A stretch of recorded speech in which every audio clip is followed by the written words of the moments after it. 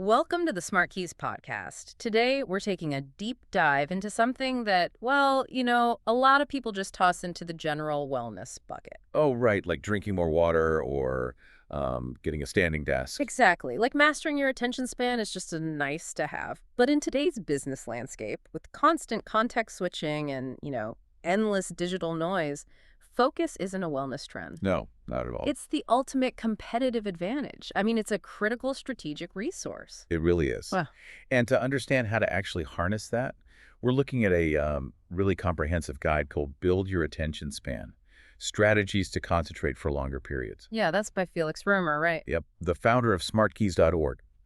And what's great is he brings over 15 years of experience in e-commerce and digital marketing. So he's actually in the trenches. Exactly. He's been operating in the absolute thick of the attention economy. Yeah. So this isn't just, theoretical neuroscience from some ivory tower. It's a hands-on roadmap for working smarter in a world that is, frankly, designed to distract you. Yeah, and the mindset shift here is pretty profound. I like to think of attention span like a daily corporate budget. Oh, I like that analogy. Right, because every morning you wake up and you have this finite amount of cognitive capital to spend. Hmm. And just like a business, if you're bleeding small amounts of capital everywhere, Just, a quick email check here, a social media scroll there. exactly, a tiny fraction of energy on a background conversation, you just deplete those reserves. So by the time you sit down to make the big investments that actually drive your career forward, the vault is just empty. Yeah, completely bankrupt. And before we can optimize how you allocate that budget, we kind of have to look under the hood at how your brain is currently spending it, right? The biological mechanics. Yeah, specifically in the frontal lobe, because the frontal lobe basically acts as your executive gatekeeper. Okay. Every single second, you are bombarded with millions of bits of sensory data, visual inputs, the hum of your air conditioner. The texture of the chair you're sitting on? Exactly.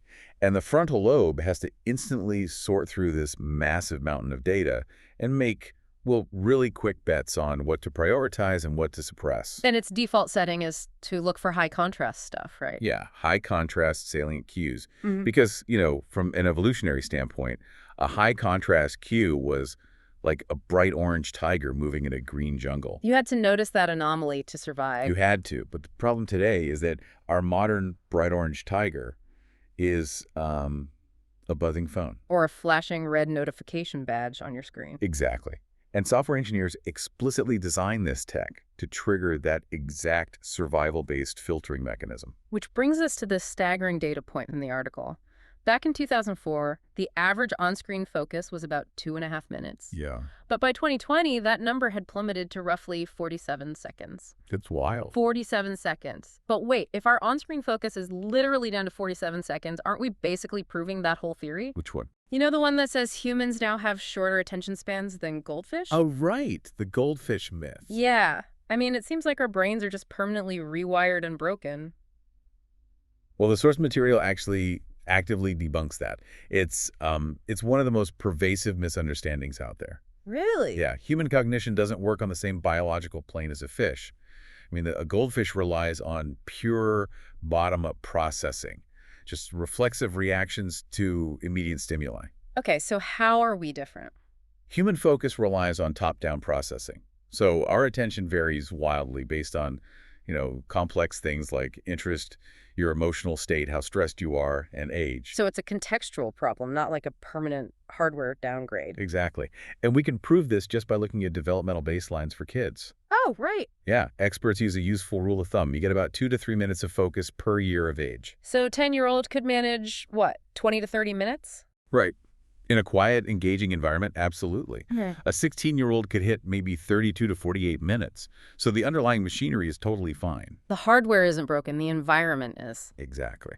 Okay, so knowing our baseline isn't actually broken, it's just heavily fragmented by technology. Yeah. What environmental changes can we make today to reclaim those lost minutes? Well, the most immediate tactical shift is silencing the noise. Just quick fixes. Like turning off non-essential notifications. Yep. Putting your phone physically out of reach to stop those seconds-long pings. Closing extra browser tabs.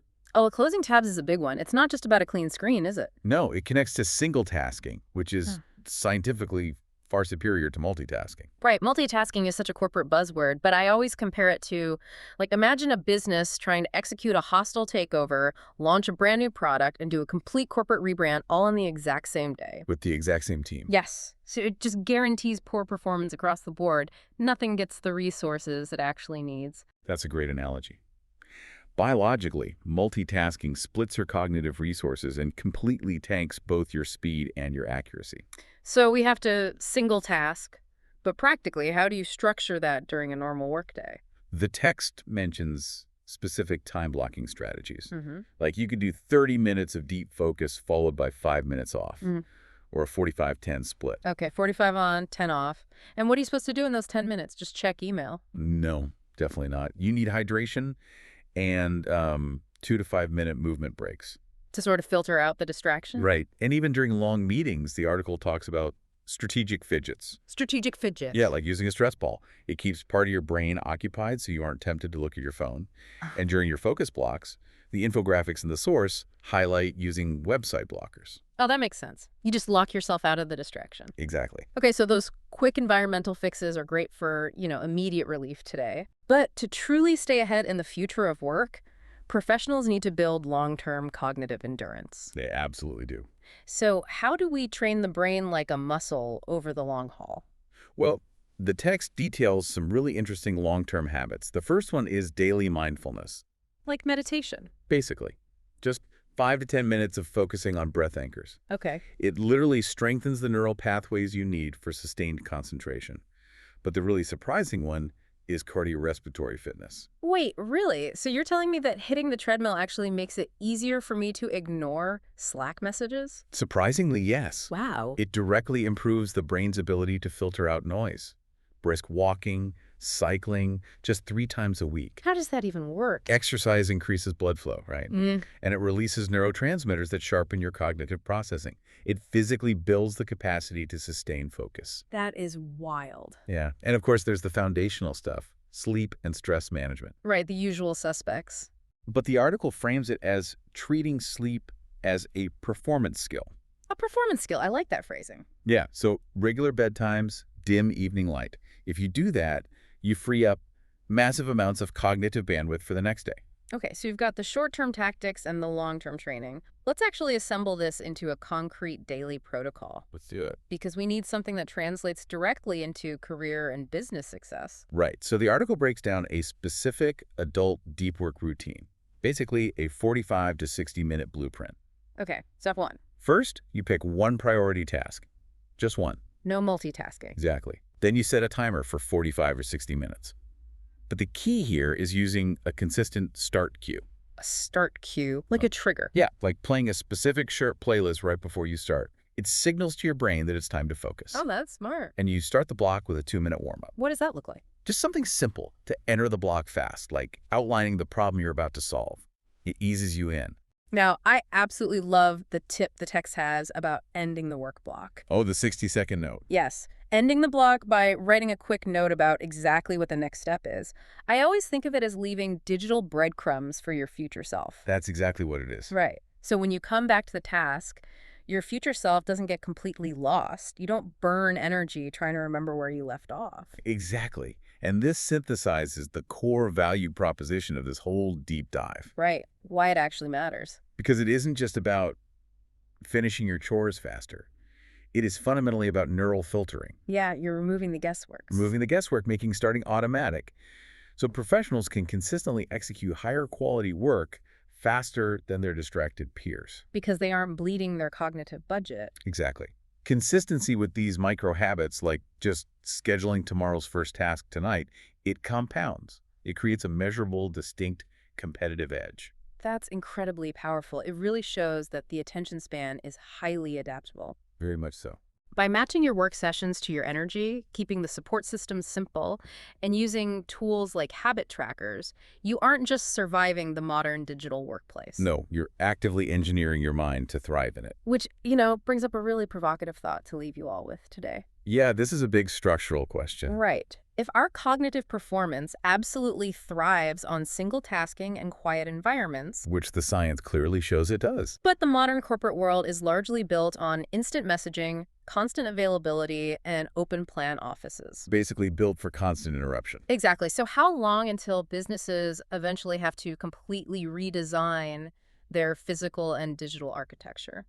I mean, they might have to, just to protect their employees' most valuable asset. Because right now, the environment is actively working against the very cognitive focus that drives success. It's something to really chew on as you head into the office or log on this week. Definitely. Well, that wraps up today's discussion. Thank you all so much for tuning in to the SmartKeys podcast. Thanks for listening, everyone. Be sure to subscribe to the podcast so you never miss a deep dive like this one. And seriously, if you want to implement these strategies, read Felix Römer's full article. It's highly recommended. You can find the link right there in the show notes. Take care of your cognitive capital, and we'll catch you on the next deep dive.